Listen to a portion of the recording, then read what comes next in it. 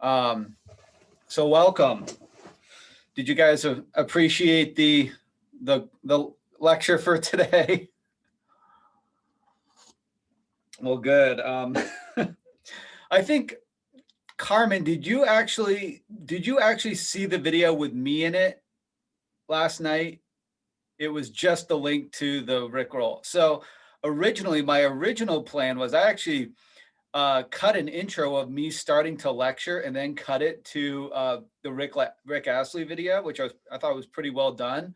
Uh, and it's the first time I've had a video flagged on YouTube that it was actually taken down. So within a minute of me posting it, I got an email from from YouTube saying this is copyrighted content. And normally I get those when I put a song in and it just says you can't make money off it.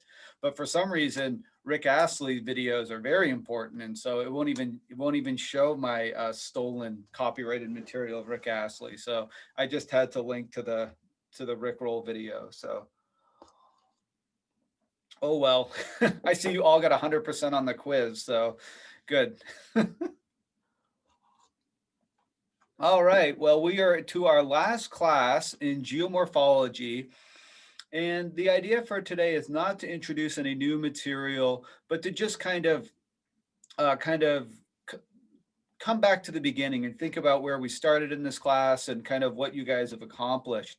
And I'll just start by saying you should all feel a great sense of accomplishment for what you have done this semester in geomorphology. I am proud of all of the work that all of you have put in, all of your progress you've made, and your ability to work under these difficult circumstances. I applaud all of you. So nice job to everyone.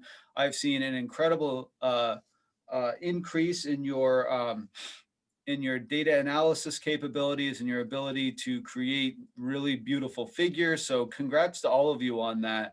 I think that's just a wonderful thing, and I thank you for sticking it out, because this is a difficult way of doing things in the all online Zoom experience. But I'm pretty darn proud of what you guys accomplished this semester, and in terms of what you took away from your understanding of geomorphology, I'm very confident that the skills you've learned, the concepts you've learned, the intellectual framework you've been working on will be really, really useful no matter what careers and what you end up doing in your life. I think what you've done here will be helpful with that. So first off, thank you all, and thanks for sticking with it. And I think you all did just a great job. So good work. What I'm going to do now is share my screen. Maybe. There we go. Geomorphology retrospective. So this is the exact image I used in my introductory slide for the entire course way back at the beginning of the semester in August, looking at Great Falls, which is a glacial flood feature in the north central part of the state associated with the glacial outburst floods. And so these spectacular examples of whoops, let me get my pen out right here. Basically this waterfall with nothing going over, with no water over it now, a classic example of what we call a cataract, right? So a dry waterfall, which is so classic to this part of the world. And so I just like this to start again with this image, just to remind ourselves of the spectacular geomorphology we have in the region here in the Pacific Northwest, but really you can find geomorphology anywhere. And we started the semester with just the really simple question of what is geomorphology and why bother studying it, right? I mentioned that unless you're an ES physics major, this is a required class for you in the geology. No matter how you pair it, we as the geology faculty think it's incredibly important for you to have this background. And so why is that? And I've spent a lot of time on our first class, introducing the concept of hurricanes and winds and coastlines and floods, right? At the beginning of the class, you remember what was happening? Tropical storms Marco and Laura were just about to make landfall in the New Orleans region. Gosh, you guys remember how long ago that was? Um, it's hard to remember because we've had so many darn hurricanes since then, right? And so that's where we started. And I mentioned, hey, this isn't just an issue of coastal erosion. This is an issue of flooding as well. And we looked at the example of Houston and with Hurricane Harvey and the massive amount of flooding caused by Hurricane Harvey, caused by this stuff right here, all these roads and all these houses that have zero infiltration and how that changes hydraulic systems. So that's where we started, and me saying, hey, this is pretty important. These are what we're going to be learning about is very relevant to decisions we make in the world we live in. And what's happened since then? Well, it turns out that we had the most busiest hurricane season on record. 2020 was the most busy hurricane season in terms of number of named storms that we've ever had in recorded history. And so potentially some of that is related to anthropogenic climate change. And so we saw a devastating floods, many devastating floods associated with the numerous hurricanes this season. And we saw that there was linkages in the landscape, that it's not just the coastlines, right, that we have to worry about. We saw that places like San Cristobal Verapez had huge landslides that killed dozens of people, burying entire communities. And these landslides were triggered by the intense rainfall that destabilized hill slopes, saturated the soils, decreased shear strength, and caused massive landslides. So again, what we've seen over the course of the semester is how important it is for us to understand these landscapes that we live in as they change before our very eyes. What else happened this semester while we were in class? Oh yeah, we also had one of the busiest forest fire seasons in recorded history as well. And so we had a very active forest fire season throughout the Western United States, through California, Oregon, and Washington. There was big forest fires even down in Southern California. This is a Joshua Tree forest fire, one of my favorite places on earth, Cemadone, which was this Joshua Tree forest outside of Las Vegas, burned to the ground. There's nothing left of it, my understanding, which is just really sad. And so we saw devastating forest fires. And we learned about how important forest fires are for thinking about potential risks to humans and society, right? We talked about how wildfires can drive debris flows, right? That we can cause basically by decreasing all the vegetation on hill slopes and exposing all those soils, we can trigger big debris flows. And so we're concerned about this throughout the Western United States as we move into the rainy season.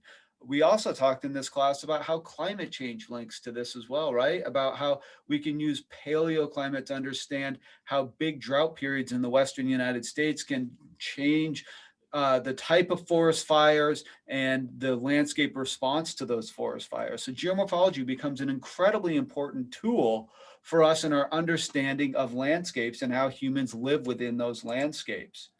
And so basically, this was the definition we started off with, that process geomorphology is an interdisciplinary science that allows us to understand how processes, geologic processes mostly, but others as well, shape the earth. That's kind of what we focused on all semester.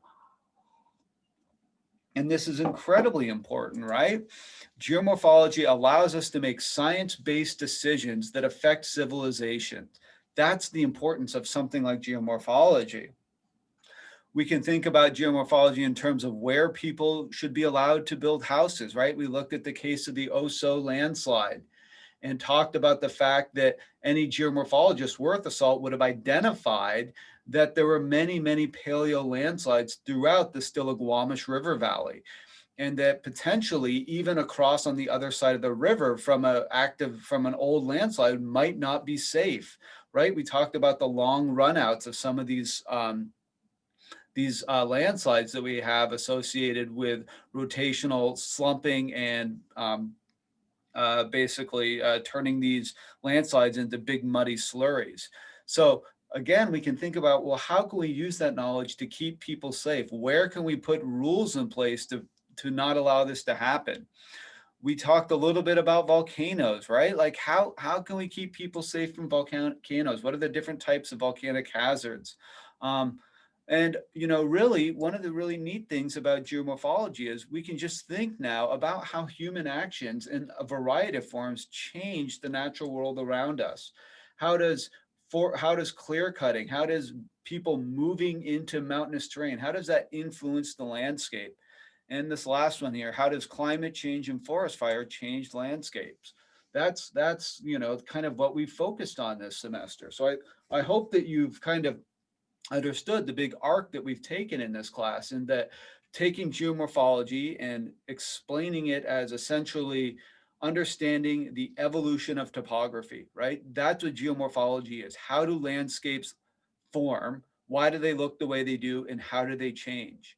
And so now we have a diverse suite of understanding of different processes that will shape that will shape the surface of the earth, right? So we started off with the 12-ish geomorphic process or geologic processes that shape the earth, right? And it depends quite how you define them for how many processes there are. And that's not the important thing, is coming up with an exact number. It's this idea that we can look at different processes and think about how they change landscapes, whether that's coastlines, as we see in this upper picture here, and we've learned about waves and how waves influence coastlines, or this bottom picture here about how rivers and fluvial action influences landscapes. We've learned about how rivers are probably the single most important geomorphic process, at least in terms of the amount of area, terrestrial area, that's been influenced by a process. It's rivers, right? We talked about glaciers and how important glacial processes are.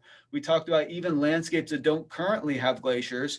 We still need to understand glacial processes because of that history, the fact that landscapes have history. And even though there might not be glaciers there today, there potentially were 21,000 years ago. And then on the bottom, we've got hill slope processes here.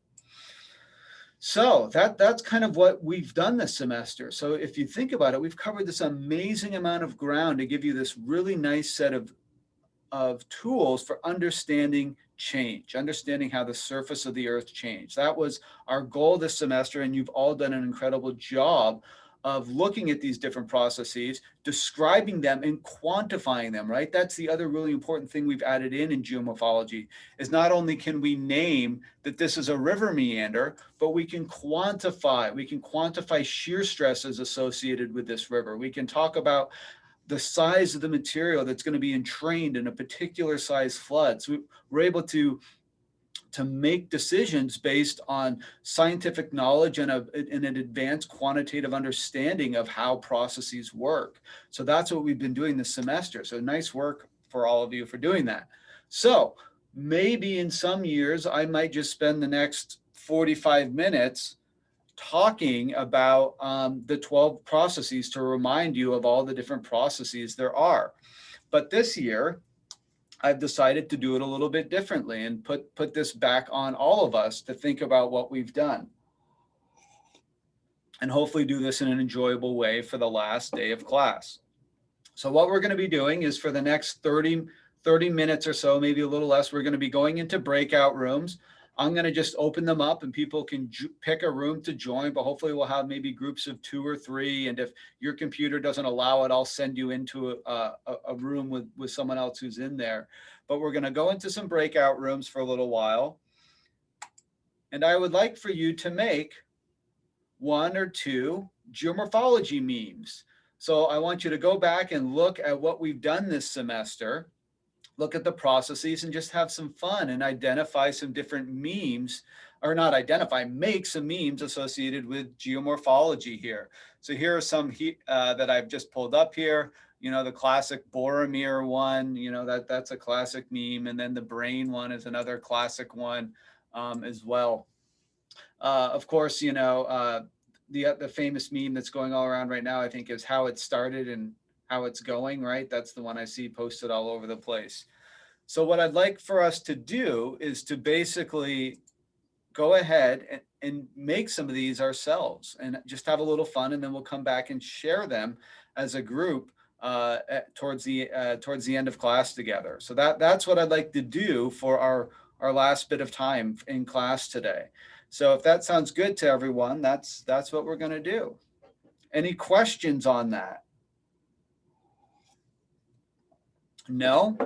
Okay, then. Well, in that case, like this is all we're going to do. We probably only need maybe about 10 or 15 minutes to share these at the end of class. So I'll bring everyone back together at about 11:35 to 11:40, somewhere in there. But I'd like each group to at least come up with one, or if you've come up with two great ideas, go ahead and go for it. So I'm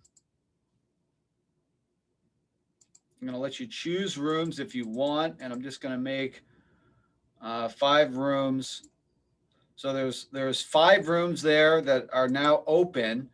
And so go ahead and hop into anyone if you want, or if you can't, I will throw you in a room with someone as well. So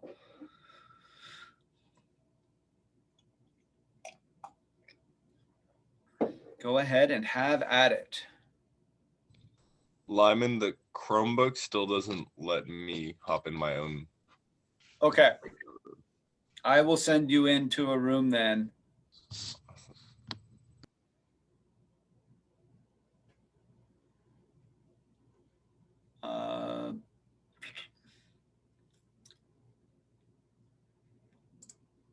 You're going to go in room 4.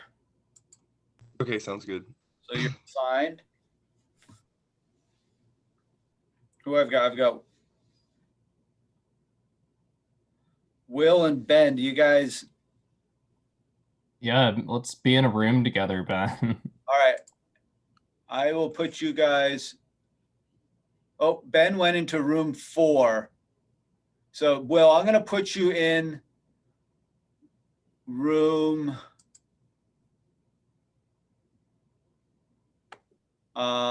I will put you in. So we're going to have 3 groups. So I'm going to put you in with room 2 with Carmen and Mira, because then we'll have 2 groups of 3 and a group of 4. Sounds good. All right. You're in.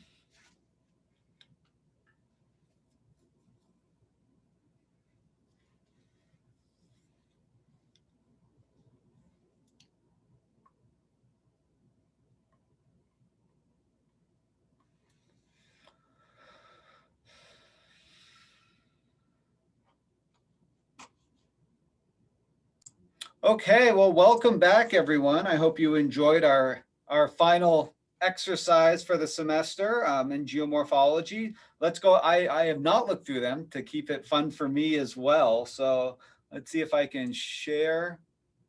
No, I don't want to share. I want to present. Okay. I am not a Google X slides expert. Okay, here we go. All right, so first one, let me know who created these.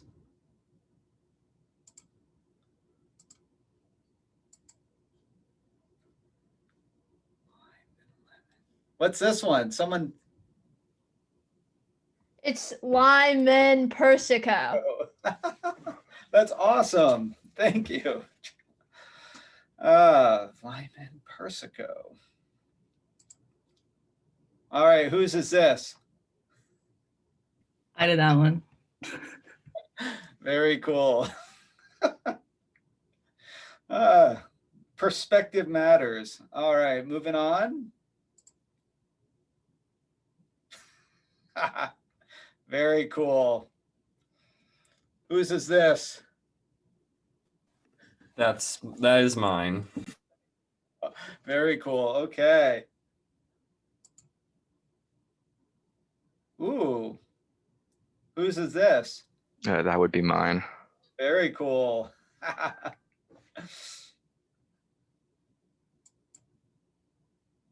Hey. Very nice. Whose is this? Me. I do like Piedmont glaciers.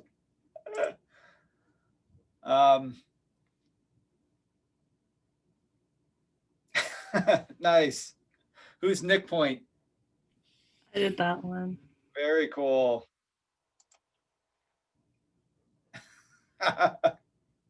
Nice. Yardang. Whose is this? No one.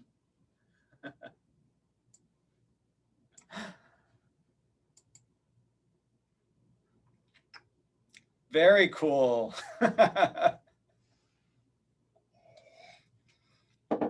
Nice. Who is this? That was mine. Well, that's a good one.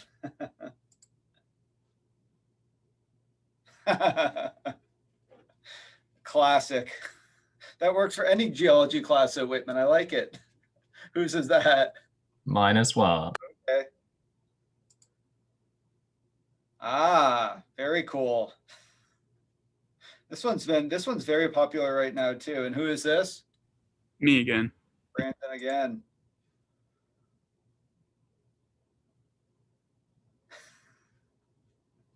Nice. And who is this? That's me. Peter.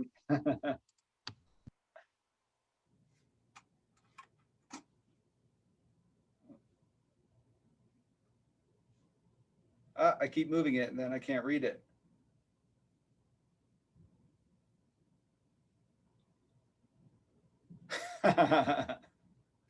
Nice. Who is that? That's also me. Very fun. And who is that? That was mine.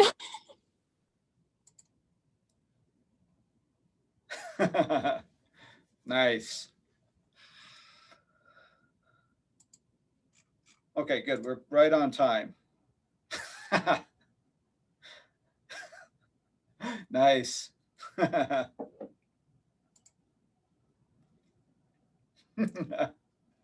Lots of Yardang ones. Did I mention Yardangs enough in class?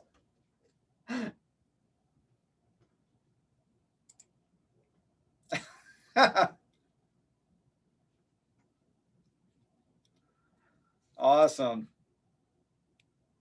Ah. Very cool.